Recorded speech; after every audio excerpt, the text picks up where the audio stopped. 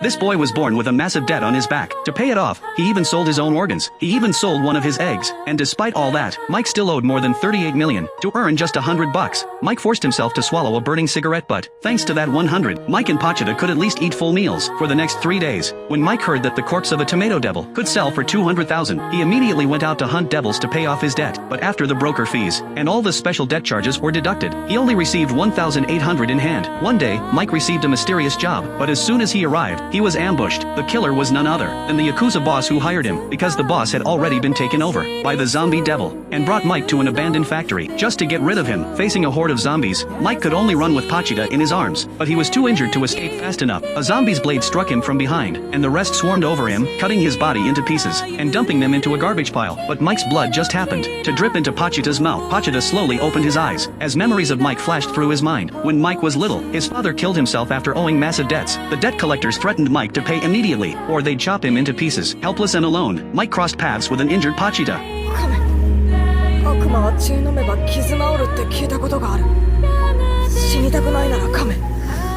Pachita slowly approached and bit down on Mike's arm, and just like that, their contract was formed. From that day on, Mike took Pachita with him and hunted devils non-stop, just to prove his worth to the Yakuza boss.